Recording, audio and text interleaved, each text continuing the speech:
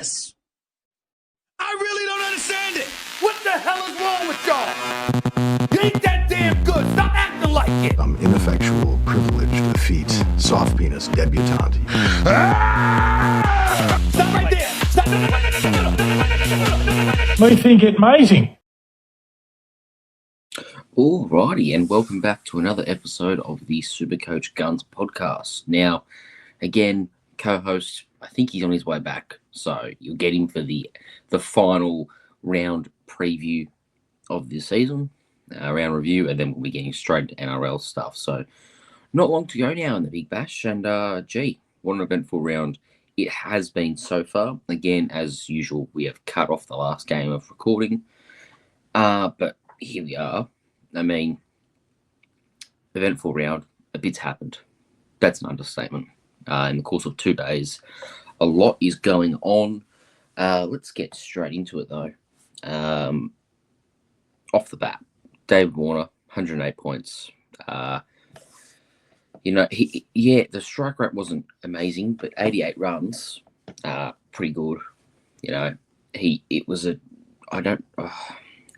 It looked a tricky wicket to bat on in the Thunder's innings because, it was obvious that the strategy was to bowl into the wicket and bowl cutters, right? And that worked for the Hurricanes. Although bowling scores weren't remarkable, it kept them to 164. They got 6 wickets, and that was never going to be enough, it seemed.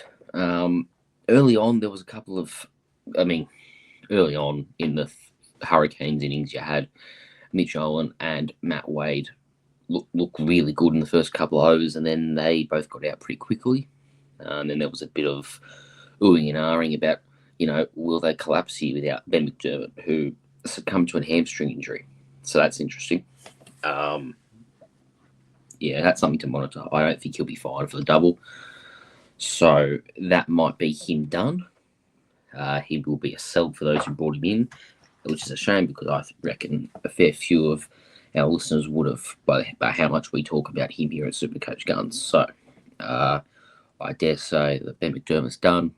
But the saviour, Tim David, he has been in some great form. I think he's had back-to-back really good games, or 2 in the last 3. No, back-to-back. So he's gone. Started the season with a pair of zeros. All right, that's never a good way to start. Worked his way down to 55,000. Then a 68 in round 3. Then a 14. Then a 97. Then the bye. Yeah. Then the bye. Is that right? Yeah, must be. No, it's not a bye. Yeah, no, it would be. Would it be? Oh man, I don't know. Oh, washed out. That's why I'm lost. Okay. Washed out game in round 6. Then round 7 he's come out and scored 103. Now he had a negative 14 break even and scored 103. So if we go 103 plus 14 times by 246, we land ourselves at a $28,000 price rise. We add that to his $90,100 price tag, and we have $118,900 for Tim David next round. I imagine it's a pretty low break even for the double because it's 2 tons essentially. I would be tempted. I'm tempted to get him, but he needs to be batting. Look, with Ben McDermott out, and there not being an obvious sign of a local replacement player or international replacement player for Shy Hope, I should say, or anything like that, I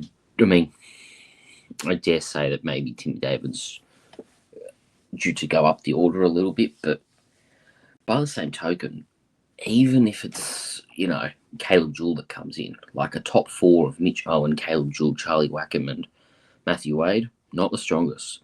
And then you've got Chowdhury and Tim David who will do their thing. So even if that is the top 4, it's only time that gets taken away, but it's not going to be as much time as what you normally get. I think,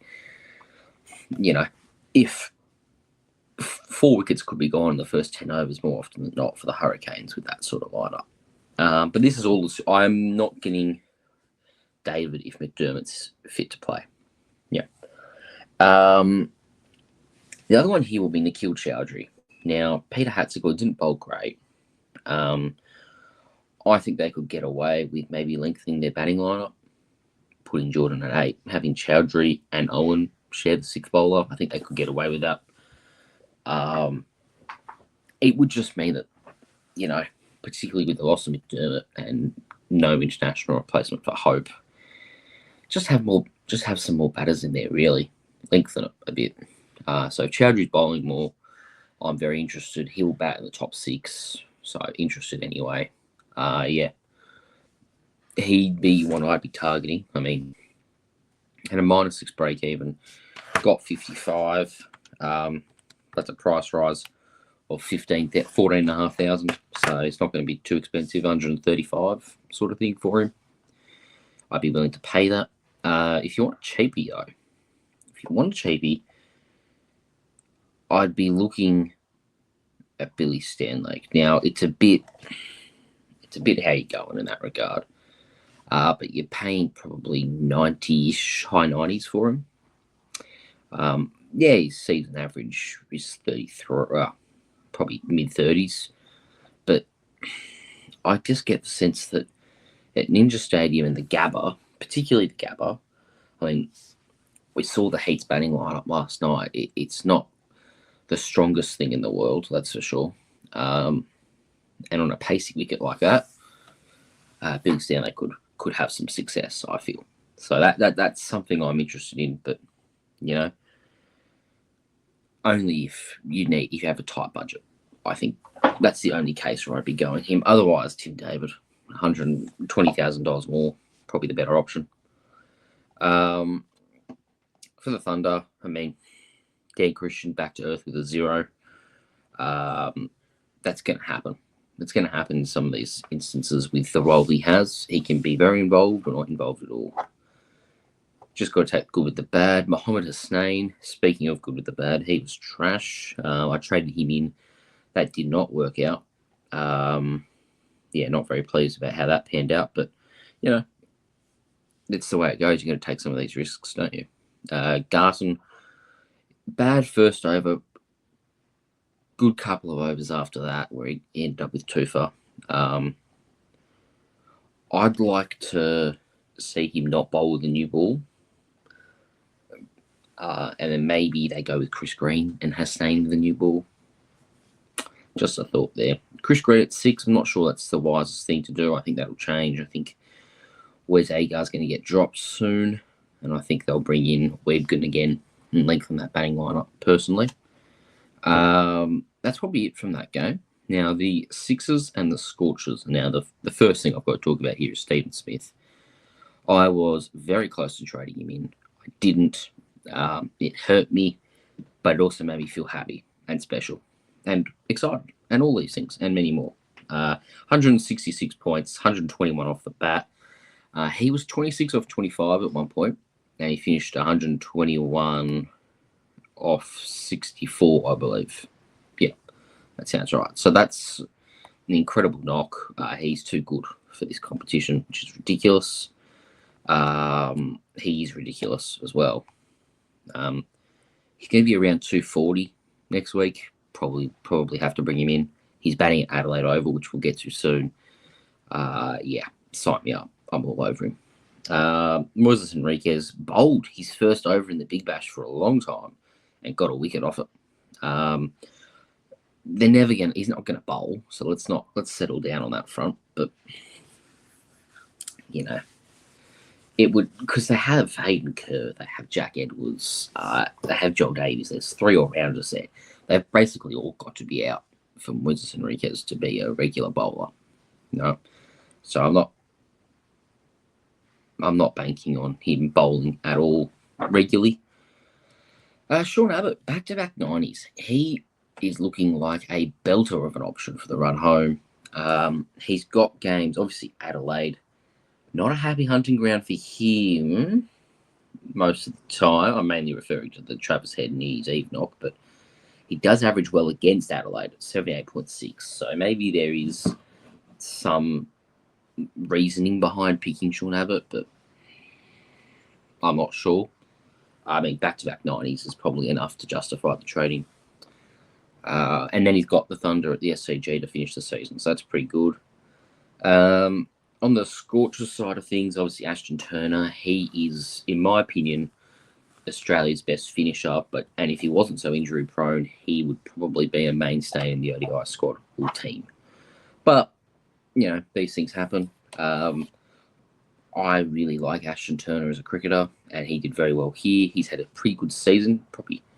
There was a point where he doubled his value, nearly met his break even of 110 this game. So there's probably a fresh round of price rises coming around. Cooper Connolly, people traded him out. I was surprised by that. He had a 90 break even, but good player. And the SCG it's a spin friendly wicket, so he did bowl. He got a wicket, bowled a few overs, and 74 points, hard to complain. Sam Fanning. Now, Fanning, that's not how you say it. Sam Fanning. There you go. He looked pretty good with the bat. 66 points. I wonder if they'll probably bowl with him for the rest of the season, opening up with Finn Allen. I think they found their opener. Not one for this year for me, just because of the time of season where we're at. But next year, very, very interested. I think, them if they go with Finn Allen and Sam Fanning, done again. Finn Allen and Sam Fanning as their opening batsman. That's a pretty solid combination to build around in your lineup. That's my thoughts on that. Otherwise, Jai Richardson flopped with a 5-point game. Berendorf was quiet. Tyres washed. Aaron Hardy's not had a good year at all. So he scored 0, I believe. So let's see. What's this? He's going down another 15,000, and he's already at 97,400. So $82,400 for Aaron Hardy. That is outstanding value. Jack Edwards flopped as well. Not a great role for him in this game, but that's the way it's going to be sometimes, I suppose. We'll have to wait for next year, I think. I think the injury is going to mess around with him a little bit, and I just don't think it's going to pan out. If he was batting at 3 still, outstanding role. Let's move to this final game that we know the results of, and that's Adelaide and Brisbane. Now, Matthew Shaw came back in style. Obviously, he had that toe injury, broken toe. He's come back from that and pumped 100 or 48 balls or something stupid. Got to 164 points. Didn't bowl, but, doesn't need to because the man he shares a surname with, Darcy Short, prime Darcy Short leg spinners were back. I mean, Pat, our co-host here, of course, at Supercoach Guns, big Darcy Short fan, big fan of Darcy Short's leg spinners. And, well, I mean, what can I say? It worked out for him in this one, 4 for 15 or something like that off 3 overs. Outstanding bowling. Well done to him. No one's really bringing him in. No one's got him. I'm not considering him. You better not be considering him off the back of one bowling spell. But good on him. It's nice to see Darcy Short do well because it makes me feel nostalgic and like a kid again. Alex Ross, outstanding knock. Chris Lynn, same deal. And Liam Haskett and Jordan Buckingham, both basement price pace bowlers, debuted. 4 strikers. Henry Thornton not playing. Don't know why. I suspect he was dropped, but he might not have been. Haskett bowled a length, which was hittable. Buckingham, I dare say, was a victim of the nature of the game. Buckingham looked better than Haskett by a long way, despite what the scores suggest. Haskett was 2 for 49 off 3 overs, and Buckingham was 1 for 42 off 4 overs. But the nature of this game was runs deluxe. In fact, the Brisbane Heat's 195 was the lowest team score across the 4 innings we had yesterday. So there is a bit of it was just a run fest yesterday. So that's just the way it is. It's not unexpected, I suppose, but at this point in the season, not unexpected. We all test stars back, batsmen well and truly in their groove, but we haven't really seen in them, what's the right word? A player absolutely stand out in form with the bat outside of David Warner. He's been the form bat of the comp. I suppose Cooper Connolly's been very good too, but that's been consistent 30 to 50 run scores. But David Warner's basically got 4 half centuries in a row with his lowest score. I suppose 49 was his lowest score. So if you want to get technical and go, then no, he hasn't got 4 half centuries. But I believe he has in my books. In my personal books, I write the scores differently to everyone else. Obviously, we have Colin Munro with a broken finger, dislocated, but they suspected a fracture as well. He's had a shocking season. He's going to finish with a ridiculously low average. Like his average, how many points has he scored? 46. What about 9.2? Sorry. 46 in 6 games. He's got an average of 7.67 this season, and that's probably him done. So the complication there is that he's already locked in for next year, I believe. Is that right? Yeah. He's already locked in for next year. So he's back down under. You'd be paying 58,500 for Colin Munro. Well, you should be. It's Supercoach, so they could take some of their own discretion with that, but you should be paying 58,500 for Colin Munro, which is a bargain. And that'll make him one of the most popular picks next year. Just needs to show some form in the next 12 months, which, might not happen. Like, he's not a young cricketer anymore, Colin Munro. I believe he's in his late 30s, possibly 40. I don't think he's 40. He's 37, and he'll be 38 in March. So the decline's going to come at some point. Something to think about there. But, if he's playing for the Heat next year, or if he honours his contract and plays for the Heat next year, then, perfect. I'll be picking him up at 58,500. Bowls in this one, Bartlett flopped. Nisa, he had a very good role. He opened the batting. Looked all right too. Wonder if they stick with that. They definitely could. Johnson was okay because he batted and did well with the bat. Swepson, still transitioning into a woman, I think. And Matt Kuhneman, 83 points. I don't know how he managed that. I mean, obviously, he got, 3 for? Yeah. I know how he managed it, but I don't know how he managed to get 3 wickets, But he can be good. When they're looking to attack, he can be a pretty good bowler because he just knows the lengths to bowl, to dismiss them, He knows the lengths to bowl that don't go for 6. And batsmen will try and hit that for 6, and they'll get themselves out. And that's basic. That's what happened here. They attacked him, but he's too good of a bowler to attack at times. So that's the review of what's happened. Now, let's look forward. Now, this is interesting because obviously you've got the Thunder and the Scorchers. They play the first game of this round. Now, obviously, when you're playing the first game of this round and you're not on a double, vice captain material. Well, so for me in this one, my vice captain's David Warner again. How could it not be?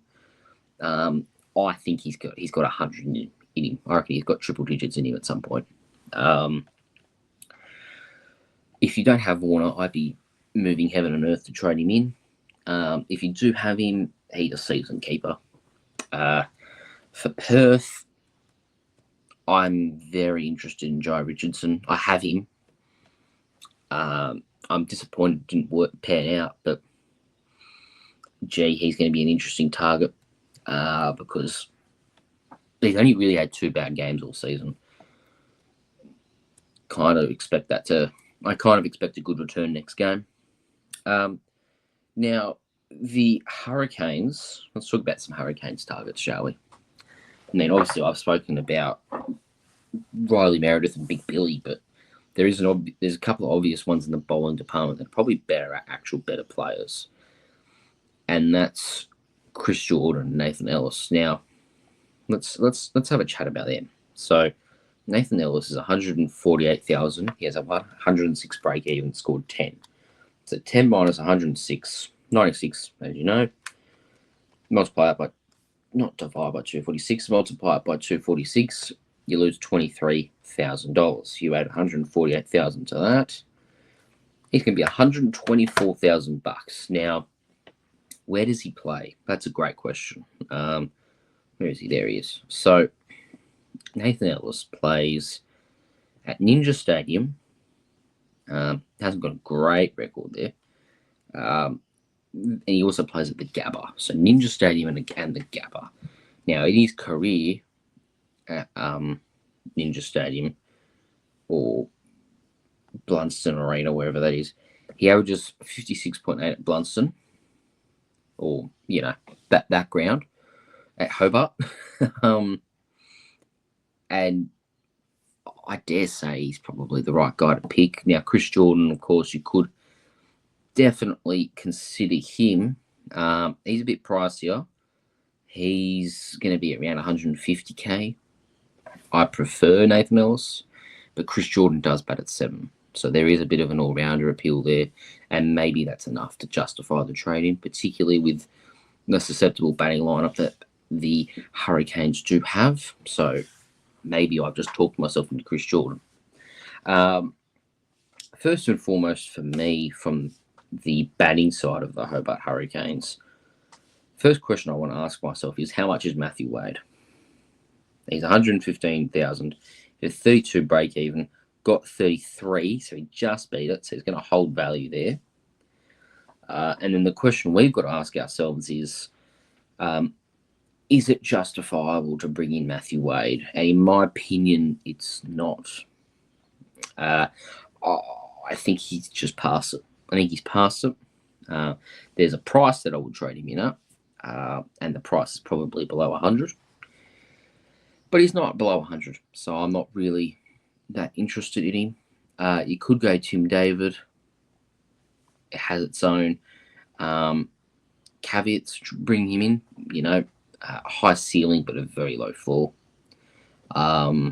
Maybe he's a solid option. Yeah, I mean, I'd be tempted. But the Hurricanes, I don't like Mitch Owen. He's the opening batsman. He's got the highest average of any Hurricane, I believe. Is that correct? Pretty sure. Yeah, it is. Yeah, so obviously there's something there for Mitch Owen. Outstanding average at Ninja Stadium. Obviously, it was 97. It's probably dropped down from there. In fact, we can calculate it live. It was 7 times 3 plus 13. It's a 76 average still at Ninja Stadium. So he's had one bad game out of 4. He's going to attack. Who's he play? I think he plays the Renegades at Ninja Stadium. Not an outstanding bowling attack. A solid bowling attack, but not outstanding. And Brisbane, who just got pelted. But that's at the Gala. So, and he's also got bat bowl. So it makes him a very flexible option. Mitch Owen, if you don't have him, I'd be bringing him in. He'll be early 140s in price. Nikhil Chowdhury, same deal. Probably around $135,000 I spoke about, but has a very good role. Outside of that, not overly interested in anyone else. Chris Jordan, Mitch Owen, Nikhil Chowdhury, they're my 3 favourite guys to bring in. From the Hurricanes, now let's look at the other games in round 8. Now, Steve Smith, I'm moving heaven and earth to get him in. But that's immediately clear to me. I want Steve Smith. What's the easiest way to get him in? All these things. How do I get Steve Smith in? That's going to be the things you have to think about tonight and tomorrow. Just watch that space, because I reckon he could go on a proper run to finish the season. He's also playing Adelaide against Adelaide. Like, you've just seen how good of a batting track that is. how could you ignore Steve Smith at that price with a dodgy bowling attack? You know, Hobart and Brisbane playing the final game. Oh, and I probably should say, what's Matt Short worth? It's very hard to ignore Matt Short too. So he's going to go up. Of course he is. Had a 122 break even. And when you score 164, far out.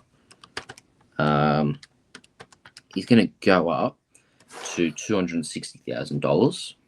Okay. That's scary, but it's kind of worth it. It's kind of worth it. Probably bring him in. Can't see a world where you don't, unfortunately. So but you probably only bring in one of Steve Smith or Matt Short.